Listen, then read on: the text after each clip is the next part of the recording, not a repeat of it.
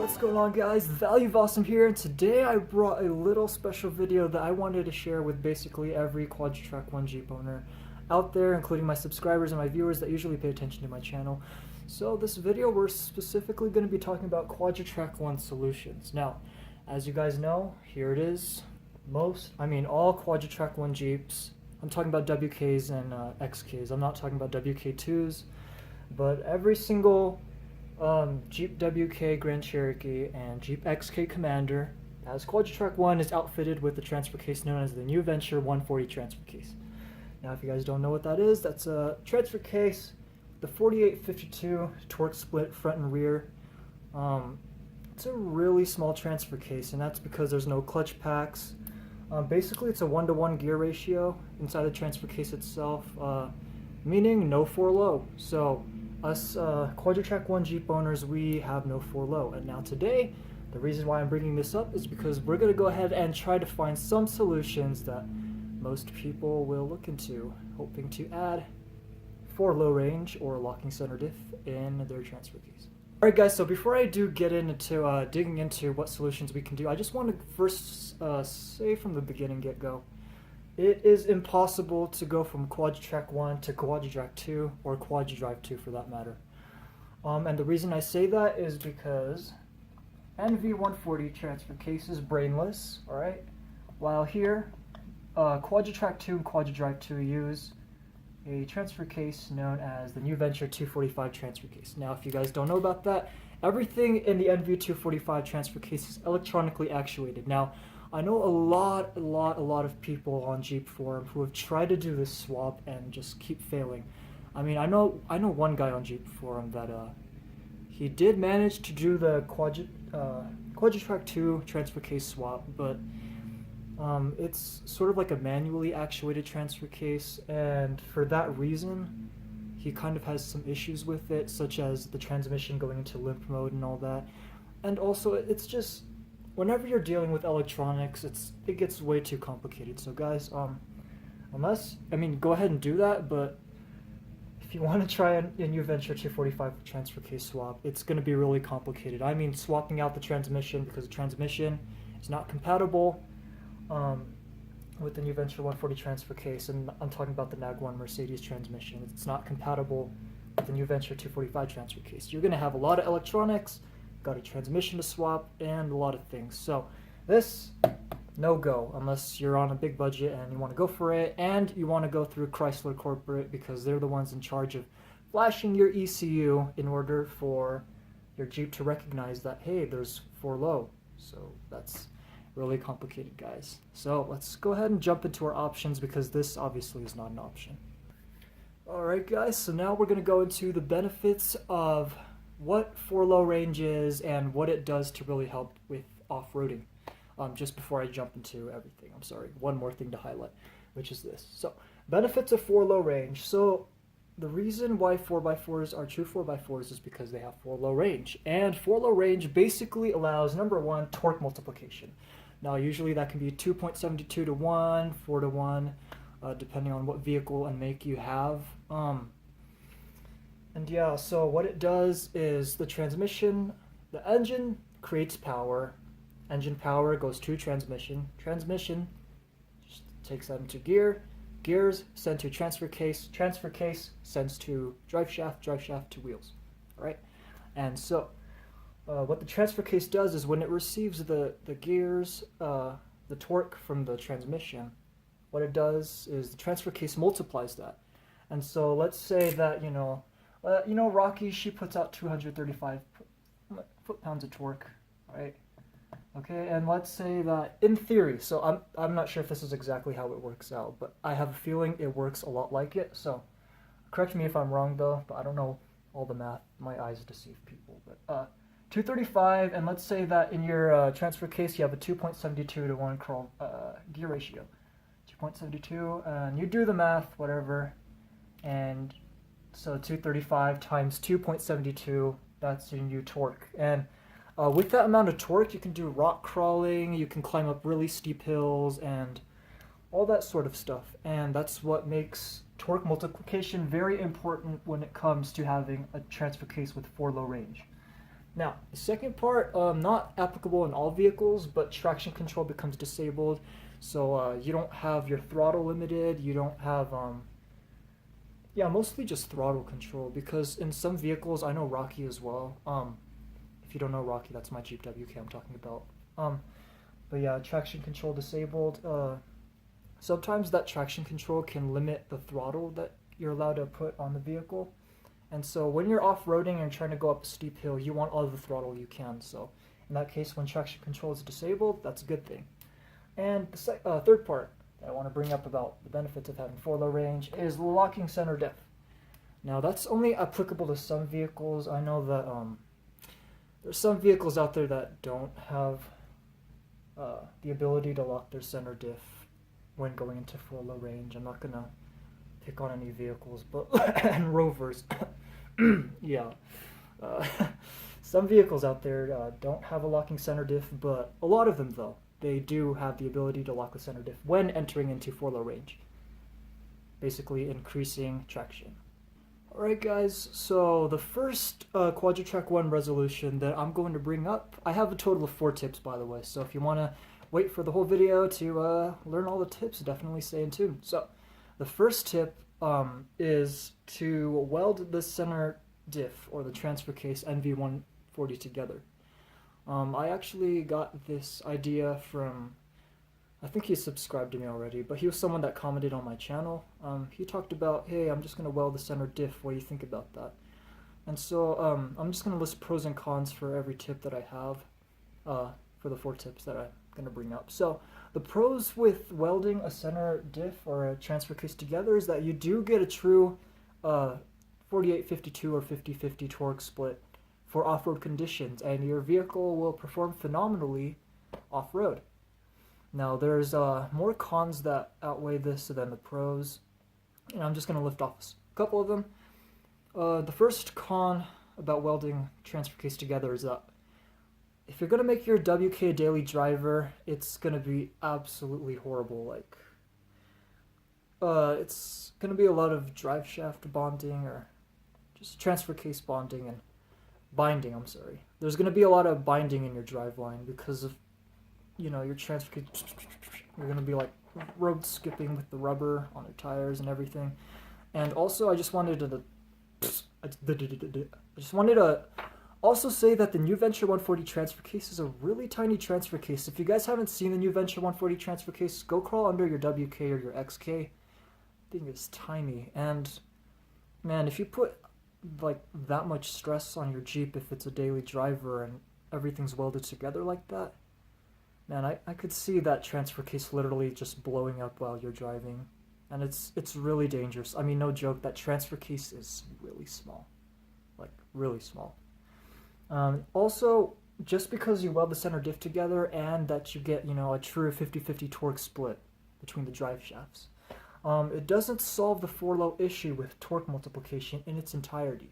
So yes, you'll have, you know, better traction, you won't lose or spin the 2 wheels in the front and the rear, you won't be stuck that way, but it still doesn't solve the issue of multiplying torque.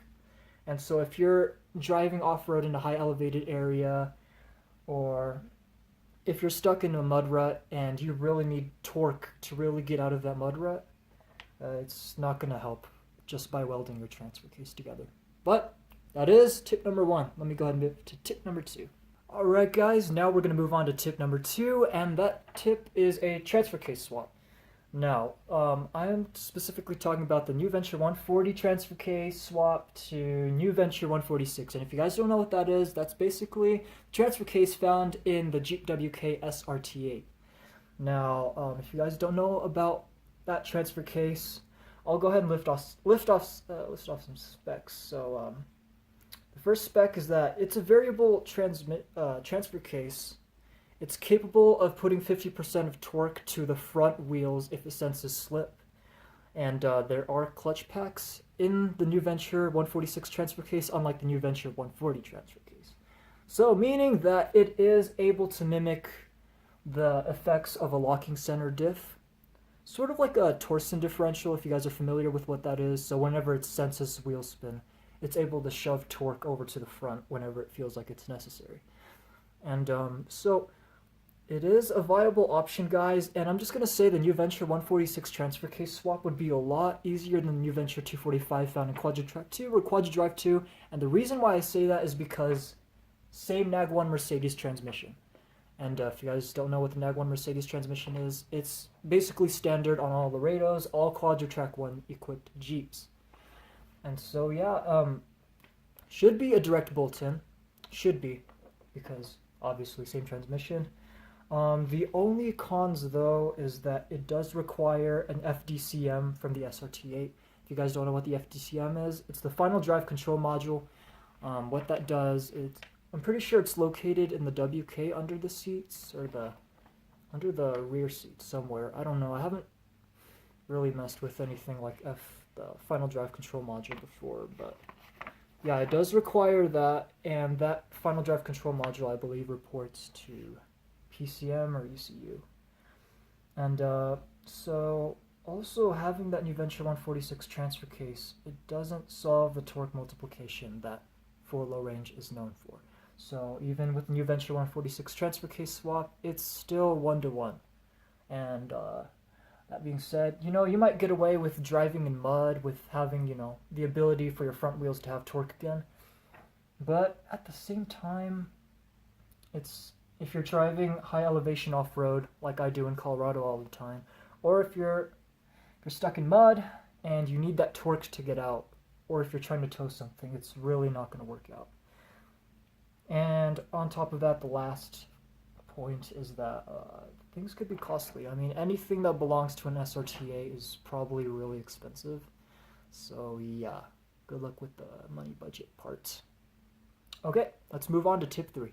Alright guys, and the next third tip is going to be a little bit weird. So if you guys aren't familiar with nitrous oxide, I'm going to go ahead and show you a clip of a certain movie for a quick reference.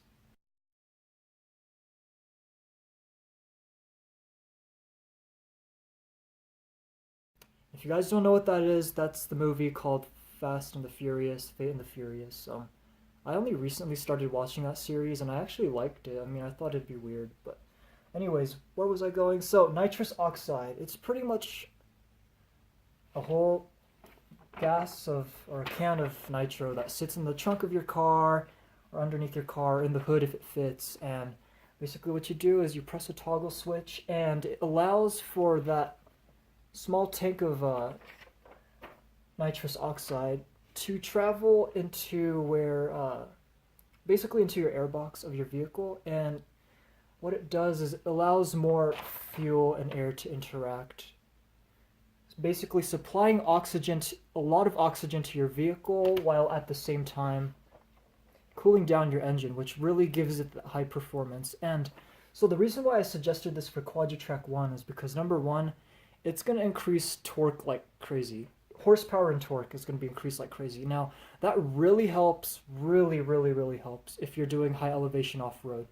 And yeah, I kind of wish that there's times where I really wished Rocky had this, but just a flick and have some instantaneous torque.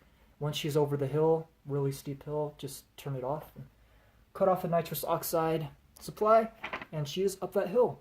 And so that's really nice if you're, like I said, climbing really steep hills. It's cheaper than a supercharger and a turbocharger, and it's like around the $500 range if you get a pretty decent one. Now I know there is some debate about forced induction on the Jeep WK or any 3.7 V6 engine really from PowerTech. The reason why is because I think the engine, or the 3.7 V6s we have, is already maxed out. And I think adding any more forced induction will pretty much cause the engine to blow up. Yeah. But I don't think nitrous oxide is considered forced induction. I mean, the word induction kind of just gets tossed around. It's very loose in definition. So, I mean, basically, my guess is that obviously, if your engine can handle fuel and air mixture, I mean, if you give it the fuel and air mixture, it's going to compress it, it's going to give the power. I mean, I don't see how it's really like affecting anything. But anyways, this is a really loose theory, by the way, for me.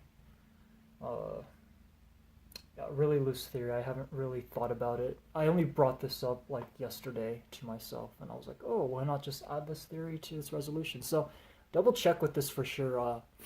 I wouldn't say it's the best resolution that I came up with today out of the 4 tips I have, but definitely try it out. I barely thought about it like yesterday, and I was like, okay, I'll just add this to my tips. So yeah, definitely look into that, guys, if you're looking for instantaneous torque. Problems with nitrous oxide is that it does require wide open throttle, WOT, and so you do have to be flooring it. That being said, if you're flooring it all the time, it's not going to be really helping for rock crawling, where throttle control is really necessary. And yeah, so if you need to climb up a super steep hill, go with nitrous oxide. But if you're I don't know why you would be, but if you're rock crawling with a QuadraTrac I Jeep, nitrous oxide probably isn't the best choice.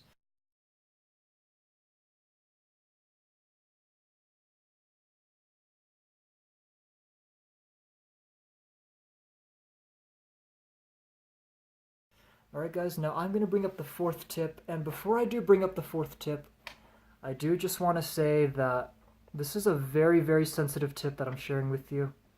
It's something that I've really been wanting to do with Rocky for quite a while. I actually kept this a secret from the public.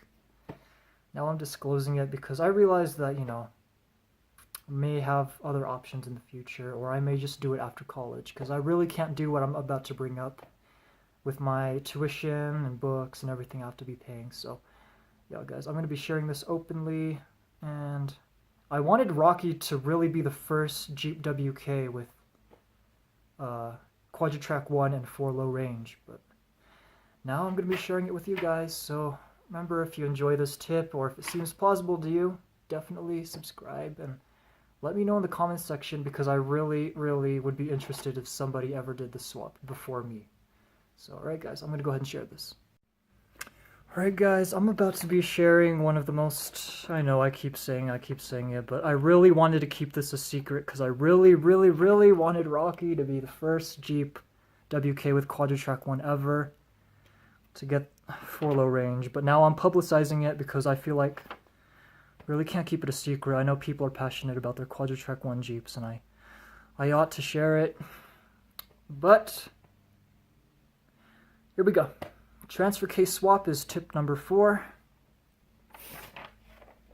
So, new Venture 140 transfer case to new Venture 241 transfer case. In other words, QuadraTrac I to Command Track from a Jeep Wrangler. I know you guys may think that's a little crazy, but I'm going to tell you why that's not crazy, and why it's actually so easy to do.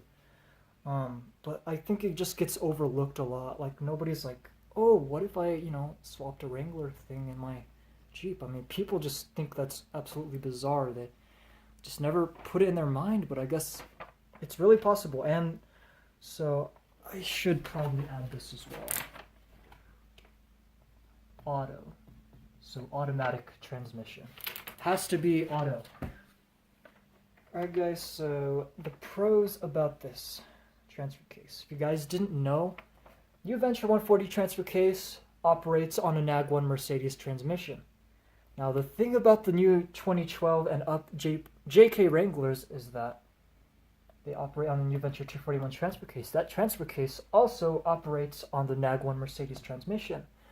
So the 2012 and up Jeep Wranglers that are automatic transmission is the NAG 1. This is the NAG 1 as well.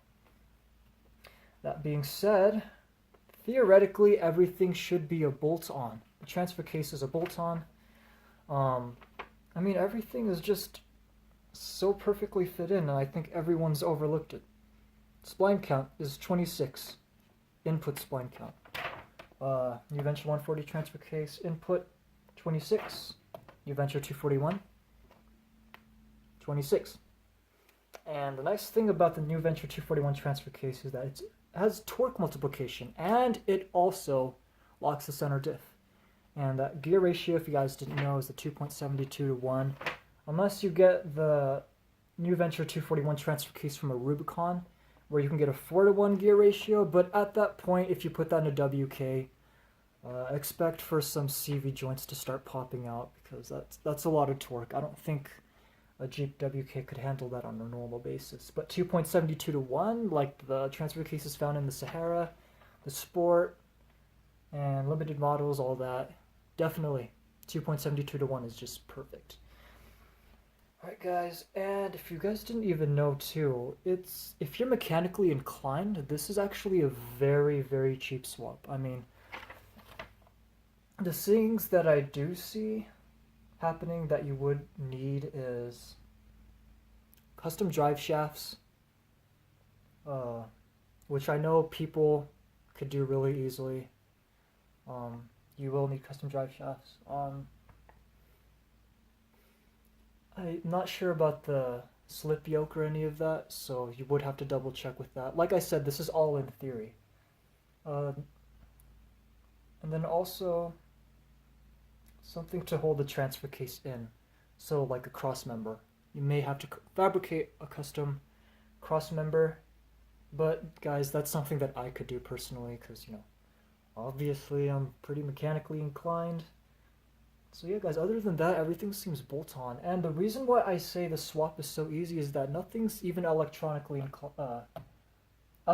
used in the new Venture 140 transfer case. The new Venture 140 transfer case is like brainless. Literally, it's just 1, connects to transmission, 2, puts out power to drive shafts.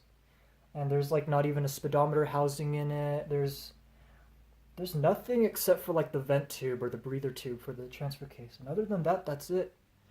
And so literally when you swap to the new Venture 241 transfer case, I mean, you don't even need the speedometer housing if it has one. Just put like something to cover the speedometer housing with so that there's no dirt or water getting in. After that, that's just pretty much it.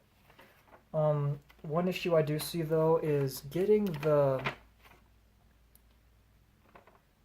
4-wheel drive shifter to work on a new on the Jeep WK and XK. That might require some drilling into, you know, trim and into your Jeep, getting everything to fit in so that you could shift into 4-wheel drive high, 4-wheel drive low. But like I said, if you're mechanically inclined and you're willing to do all that stuff, it's definitely possible, guys. And there are universal cable shifters that will help you shift the new Venture 241 transfer case in and out of drives, so you don't have to stick with all the mechanical stuff. And I also did want to list, there's a lot of stuff I want to list with this. I want to make sure this is specific so you guys understand my theory. So the new Venture 241 transfer case is mechanically actuated. So like there's an actual lever that you pull in order to get into 4-wheel drive. Now, that's a lot easier than hooking up the new Venture 245 transfer case where everything is electronically actuated, which is why I decided to toss the new Venture 245 transfer case out the door, choose this instead. So yeah guys, if you're mechanically inclined, everything just fits in perfectly. And if you're mechanically inclined, I'd say at least $1,000 if you can find a really good new Venture 241 transfer case off Jeep Wrangler, whether it's online or at the junkyard. And I did want to make it specific. I don't want you guys to forget this. It has to be a 2012 and up JK Wrangler, and it has to be an automatic transmission. If you do like a 2007 Jeep Wrangler JK, 2010 Jeep Wrangler JK, it's not gonna work because they did have some changes during the 2012 edition of the Jeep Wrangler JK. Like I said, automatic transmission. Keep repeating myself a lot, but I just want to make myself clear. And yeah guys, this is all in theory, but that would be one really quick, easy way to get 4-wheel drive low range into a QuadraTrac I Jeep. And even at that point though, if you ever did the swap, I don't think you really have a QuadraTrac I Jeep anymore. You technically have a Command Track Jeep inside a Jeep WK or XK Commander. So yeah guys, that's pretty much it. Those were my 4 tips, guys. you guys enjoyed the video, if you have any questions, feel free to comment below. If you guys like my channel, or if you guys want to know about my Jeep named Rocky, my QuadraTrac I Jeep WK, definitely subscribe and check out my videos. I got a lot of videos of off-roading here in Colorado, so you'll see a lot of cool stuff as well as repair videos. Alright guys, like I said, any questions, let me know. This is my first time really sharing something publicly like this. Like I said, direct fit in, you might need to fabricate a couple of stuff, but other than that, as in terms of like needing to swap out the transmission or having an adapter, you don't need that, because theoretically, same NAG1 Mercedes transmission fits in, fit in new drive shaft, custom drive shafts, hack and tack up, all that stuff. Also fabricate new cross member. It doesn't work, the stock one doesn't work. And yeah, that's pretty much it. And also hook up and install the manual gear shifter to get into drives. Alright guys, catch you on the next video. Peace out.